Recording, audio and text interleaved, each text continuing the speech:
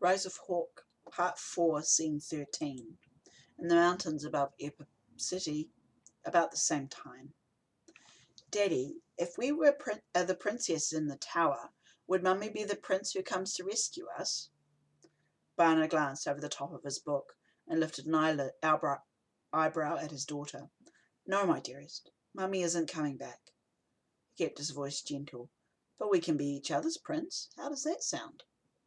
His 10-year-old daughter giggled at him from across the room. You're funny, Daddy. Long, curling blonde hair bounced around her face as Gusa laughed. For a moment she seemed just like a young Lee sitting there in the corner of the room, all mischief and joy, like an elven princess caught in the body of an Armanan. Tears drifted into his eyes. Oh, Lee, I miss you so much. Gusa, who was developing into a fairly high-rated empath, even at the age of 10, immediately sensed his sadness. She got to her feet and practically dive-bombed across the floor to give him a full-body hug. He laughed and wrapped his arms around her slight form. I'm all right, Gusa. I was just thinking about how much I miss Mummy. Her blue eyes were sad and her bottom lip quivered. I'm sorry for talking about her. No, it's okay, he smiled. Talking about her helps us keep her memory alive. Sometimes that memory hurts, but we need to feel it so we don't forget her. He kissed the top of her head and let go of her. You stay here. I'm going to check the perimeter now, okay? Okay, Daddy. She shimmied off his lap and returned to her corner of the room, where she curled up again in the nest of blankets with her precious book of fairy tales. The middle room beyond was dusty and cold. Broken windows let in not only the sunlight, but the autumn chill. Outside, a few stories below him, was the dark slate of a church roof and the surrounding overgrown graveyard. Crumbling tombstones poked out of the long grasses, and from behind old twisted trees, the occasional carved weeping angel struggled with the greenery as if Mila, nature herself, had trapped them in there forever, just like one of Goose's fairy tales. Other than the ghosts of the past and the power of nature to swallow even death, there didn't seem to be any visual, telepathic or empathic sense of another presence nearby. Though, of course, if a high-ranking combat agent was within immediate range, Barnard wouldn't sense much of anything. But it was the principle of the thing. He had to at least be prepared for accidental threats. He strode to the stairwell entrance. Jogging down into that spiralling pitch blackness, always felt as if he was being swallowed whole by some great whale. The murky vaulted church below the parsonage was broad and long, bigger than other small-town churches he'd seen before. The darkness of the broad room was cut into long dusty sections by coloured light from the many stained glass windows. The place smelt of dark stone dust and dry wood. Broken pews were scattered about as if a mob had left the place in a hurry, scrambling over everything in their efforts to get out. Tall wax-encapsulated candelabra lined the edges of the room, some of them still with half-melted candles. At the darkest end of the room, most of the altar decoration was gone, except for a lone silken cloth that lay crumpled on the floor in front of the ancient wooden pulpit. The only way into the building was through the front doors, and he kept them bolted and locked. Barnard strode down the central aisle towards its Gothic entrance and checked the doors. The bolts were still in place, as well as the long wooden bar across the centre. There was a secret exit behind the altar in the dark, but it was one way. A ladder led down to a tunnel that was carved into the bedrock and came out at a cottage a few kilometres down the hill. The trap door was locked from the inside at both ends. Even a kinetic would have to know what the inside looked like to unlock both bolts. So it was fair to say that he wouldn't need to check the tunnel, because it was almost certainly secure. He swept around in front of the doors to the far end of the church and another doorway, which led to a back room. There had once been a kitchen and storage room out in the back, but there must have been some kind of fire, because the entire back wall was black with soot, and only rubble and twisted metal remained of the kitchen. In among the debris was probably another door, but no one was getting in or out that way any time soon. He turned back the way he'd come, heading to the stairs and up to his daughter. Stepping through to their room, he looked towards the corner. "Hey, honey, what do you think?" She wasn't there.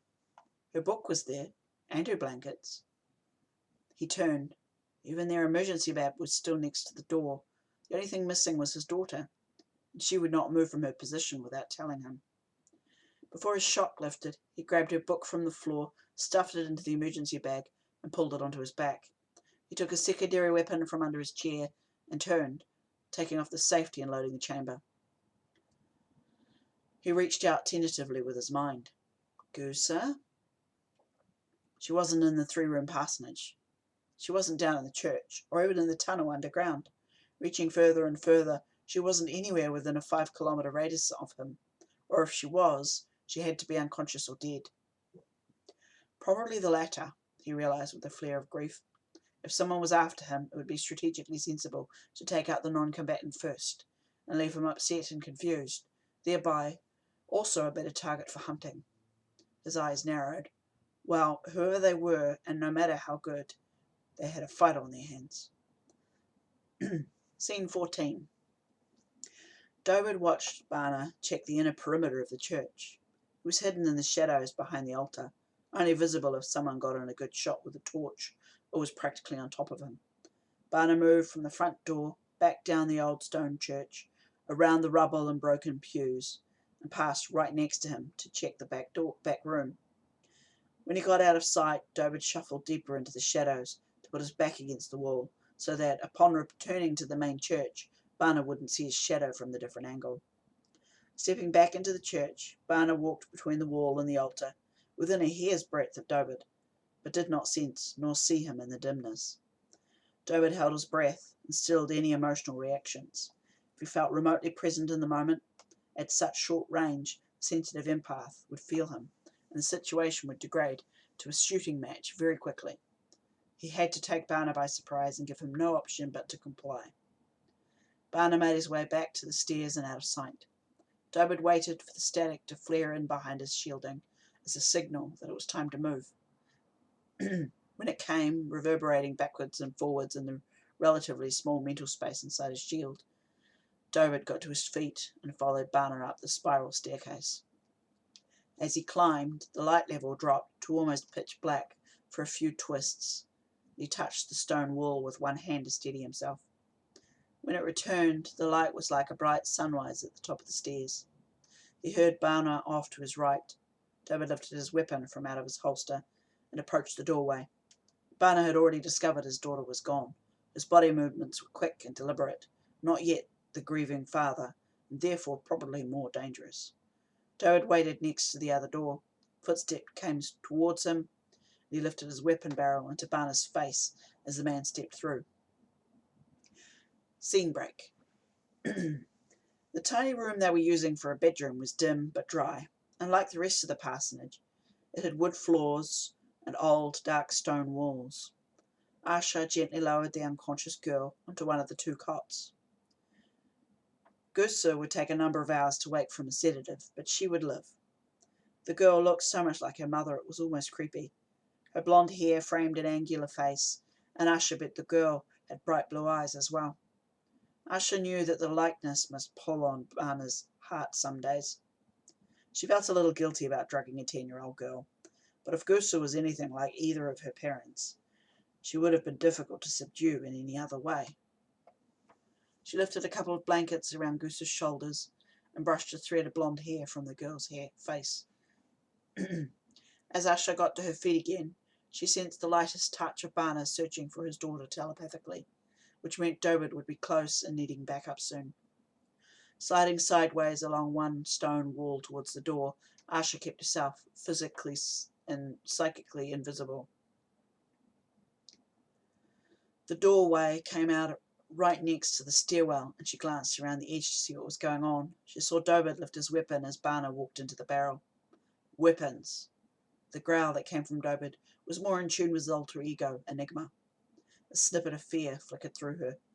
He was probably still in hunting mode, and with all that had happened over his son, his control might have slipped. This would make him very dangerous. Lifting her own weapon towards Bana, Asha stepped into sight towards the two men. "Please, Bana," she said quietly. Hand over your weapons. Banner's dark eyes widened. You're with him? Of all the rebels, you're the last I expected to be a spy. Weapons, growled Dobert with Enigma's voice. No. Banner was oddly calm. Where's my daughter? She sensed a rising rage from Dobert and stepped forward. Dropping some of her empathic shielding, she let Banner sense a serious fear in her. Banner, please give me your weapons. Dobert's a little cranky today, but I assure you he's not here to kill you. Right, Dobert?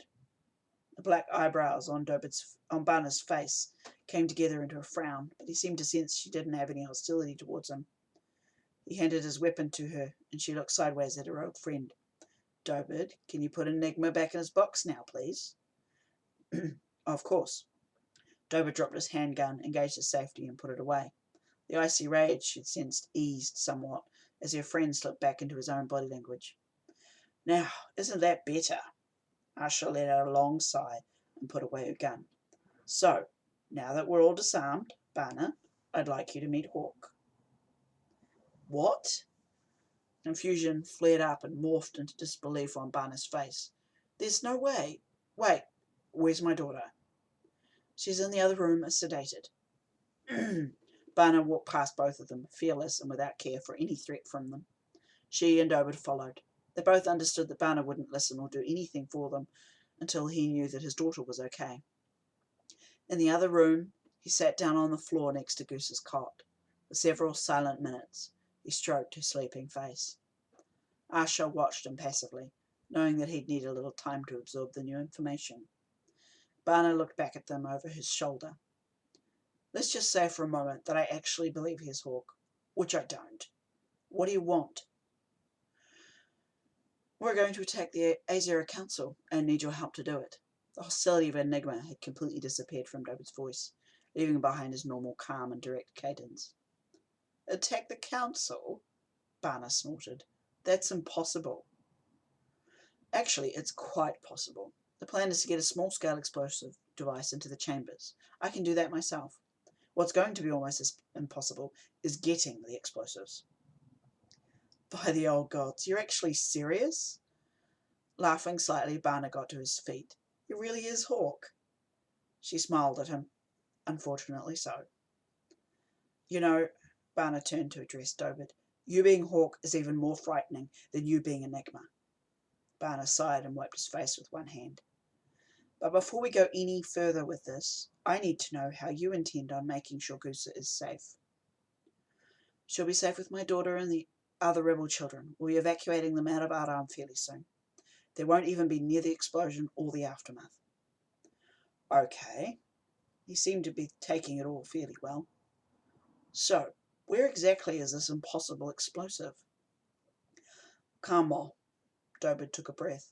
We're going to try and get it from the Rona Aban to trade with us for it. Banner snorted.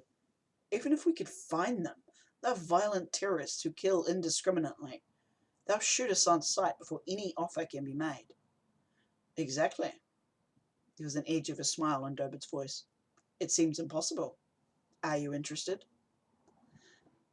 Scene 15. That evening. 8th of Meha, 3010. Dobert leaned forward over the Rose Road kitchen table with a lit match and touched the flame to the wick of one white candle. For Sarah. He lit the second candle. For Wolf. He had a son. Tears came into his eyes, and the minutest of smiles lifted into his face.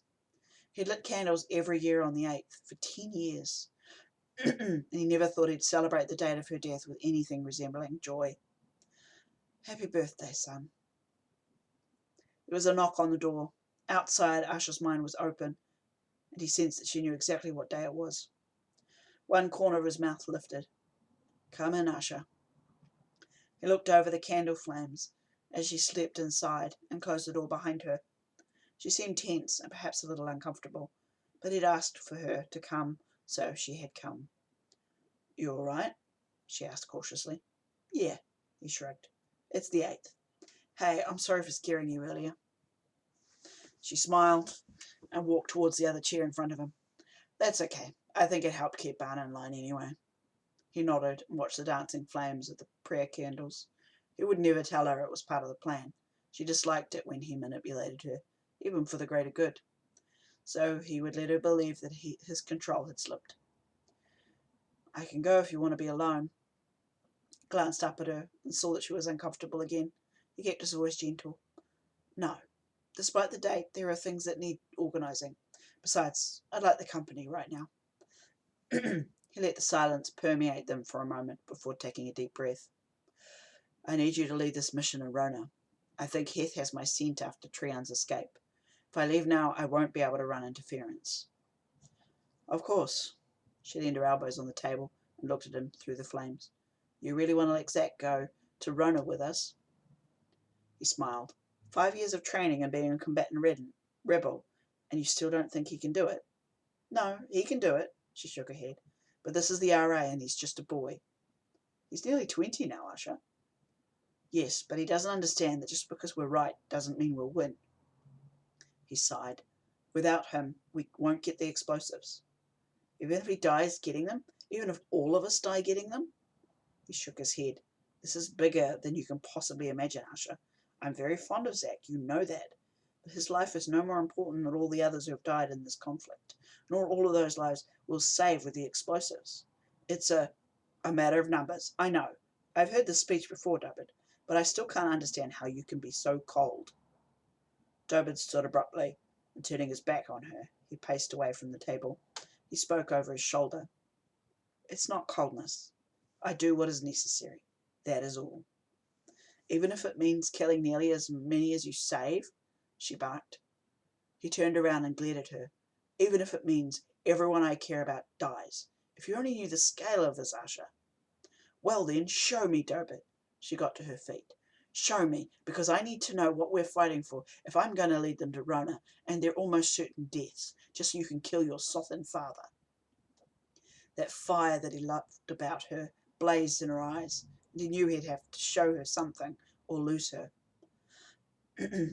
"Sit down, Usha." His voice came out as a whisper, and he moved back to his own chair. They sat with the table and his prayer candles between them. "Give me your hand." He opened his mind to her, and they slipped into the mindscape behind his unbreakable mental shield. Fresh air brushed across his face. He could smell the long summer grasses around him before he opened his mental eyes. A breeze danced in Usha's long black hair, and flashes of summer sunlight brought out the small flecks of red and blue in the curly threads. Eyes often so dark they were cobalt blue, shimmered like velvet blue pearls in the light. The valley around them was wide and framed on all sides with tall mountains that symbolized the mental shield. "What now?" she said, looking around her. She wore a long blue formal robe, made of something light and airy that shimmered in the breeze. He smiled at her. "Look up." Above them there was a black rip in the vivid blue sky. It was jagged like a scar from a knife fight. It had been there in his mind since Sarah's death. It was the source of everything Timesay related. An icy wind blew through the gash, bringing with it threads and curls of black static. The gash snapped open to swallow them in an ocean of tingling space. He heard Usha take a shocked in-breath, and then he felt a presence step in behind him, hidden from Usha's senses. The founder, the source of his faith and determination, stood with him as he had since Sarah's death. He was an unseen figure made up almost entirely of black static energy. A broad hand rested on David's shoulder, and he let his control of the situation be handed over to the founder. He would know best how much she should see of the future. He felt the founder's voice speak through him. "This is bigger than the rebels, Usha. If we don't do what must be done, this is what will happen." The static cleared, and they found themselves hovering in a low orbit around planet Shadow. It was a beautiful blue and green planet, with shimmering clouds and vast oceans, humming and teeming with life. Directly under them was the great mega-continent of the Five Nations. On the far southeastern coast sat Arana, with a broad hook of Aram's massive port directly under their feet as they hovered in the silence of space. Below them a pulse flowed through Arana like a drop of water hitting a still lake. Ripples of black and red spread across the country, annihilating everything green and blue in its path. Asha, floating beside him, let out a cry of absolute horror. Other ripples met the first, bringing together more areas of black and red, as fires ripped through the entire planet, burning away the green and blue and replacing it with black. When the fires were gone, the planet's shadow was grey and rusted orange, without water, without life. The entire planet was dead. David felt Asha let go of his physical hand, and he opened his eyes. She was on her feet, pacing the length of his kitchen. The whole planet? Her voice broke. She stopped pacing and leaned over the table. There were tears in her eyes as she stared down at him. The whole planet? Yes, the whole planet, she bellowed. Every time you said the scale of this thing was bigger than I could imagine. I thought you were talking out of your ass. She wiped her face with one hand. I thought you were just being a pretentious Akanan. He smiled. Unfortunately not. By the old gods, this is... She dropped back down in her chair again and looked at him over the candle flames. How can we... The shock had lifted from her tanned face, and her tanned face was starting to go pale. He got to his feet and, grabbing a glass from under the sink, he filled it with tap water and put it on the table in front of her. How? Her voice broke and she cleared her throat. What causes it? He let his voice become very gentle. It's better that you don't know, Asha, but I promise you we can stop it, and one part of stopping it is taking out the current A0 Council. This is massive, she shook her head. I can't get my head around it. He put his hand on her shoulder in the hopes of lending her some of his calm. You can handle this, Asha. You are the strongest person I know. But now that you know the scale of this, you also know why we have to go to Rona, no matter the cost. I do, she swallowed. I wish I didn't, though. One corner of his mouth lifted. That's exactly why I haven't shown you before now. She seemed to gain control of her emotions again and looked up at him. Okay, well, we'll need a few weeks prep time for this mission and some gear. Is there anything I need to know before you get back to the tower tomorrow? He shook his head. No, I don't have much information. I only know that if you're to succeed, Bana and Zack must be on the front line. He smiled, giving her as much affection as he could muster for her to sense empathically. Do you feel like some ice cream? I think there's some left in the freezer. She snorted. Ice cream solves everything, right? Chuckling, he made his way to the little refrigerator. Yes, ice cream and coffee.